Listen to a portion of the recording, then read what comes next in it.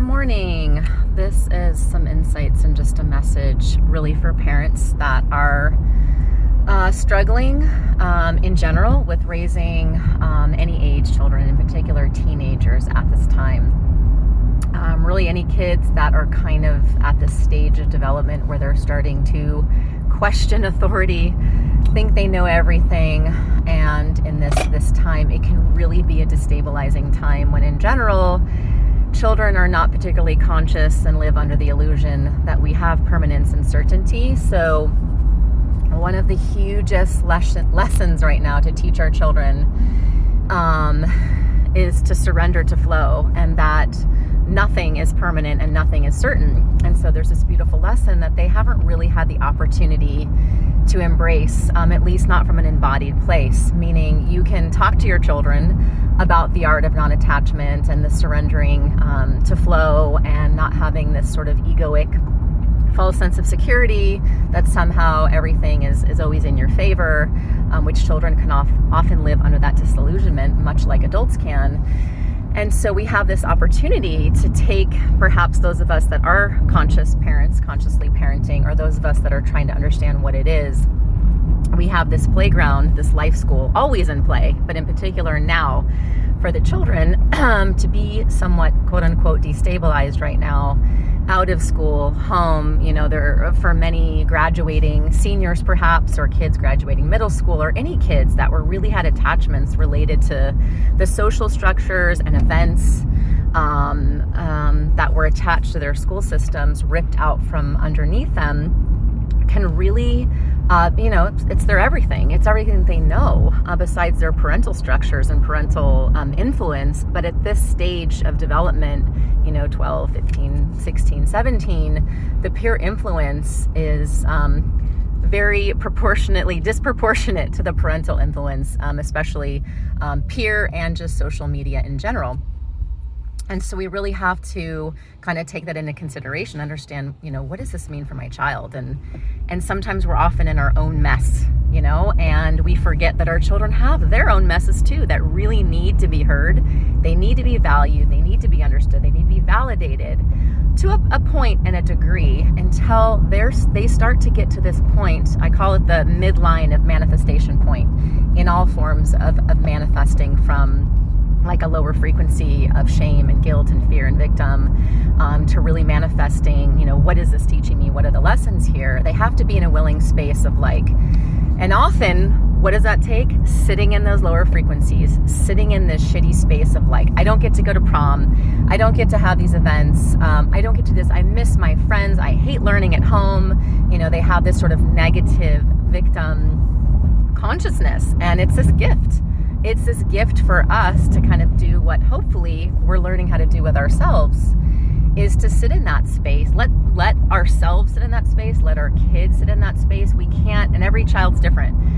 The grieving process, this is a loss for them. And much like any grieving process, nobody can really tell you how to grieve, because it's really contingent on your own journey, where you're at in your evolutionary work, personal work. And for kids, it's we don't really know. It's really contingent to me, from the spiritual perspective, that it's, based on their incarnation and where they're at on their evolutionary track when they get plopped into this life.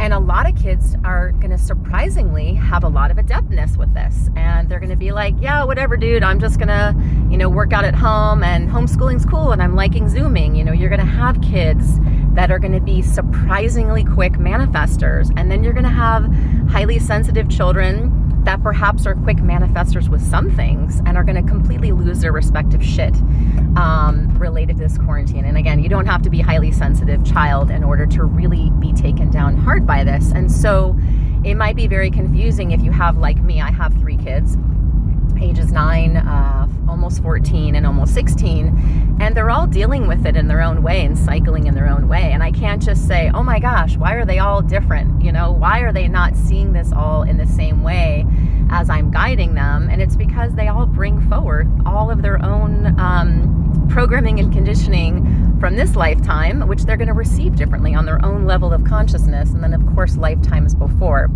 And so it really is going to up-level our parenting. It's going to require us to, again, look at our children individually and then, again, against the collective suffering of what's happening, and really give our children the broad-based macro of what's going on, out in the world. Give them perspective. You want your children as much as you can. It can't be embodied perspective unless you're going to hop them on a plane and you're going to take them to third world countries and you're going to show them kids that are literally living in famine, skinny, and they don't know where their next meal is coming from. Our children they're not growing up in these sort of chaos and trauma and like bombings and these horrible things that perhaps other cultures their children have experienced. This is probably not as huge of a deal in other countries that are used to sort of war-torn governmental control, and our children haven't seen that.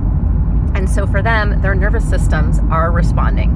This is a very somatic experience for them, and it's, again, a great opportunity to teach them how to tune into their body and what they're feeling and how they might project that outward. This is, it is some form of a wound and a trauma that needs to be honored. And for those of us that perhaps have children, I'm not one of those. My kids have survived divorce. They've run the gamut. They understand triggers. They understand like repression. I've been able to kind of get them into the flow of really understanding what they've been warriors for within themselves and what they've experienced. And so if you have perhaps a more picture perfect family where the children haven't really had a lot of struggles, this can be incredibly painful for them, and it's really a great time to get them adept with what their body is feeling, and self-expression in that moment. And it also can be creative self-expression. I mean, this kind of shadowy work,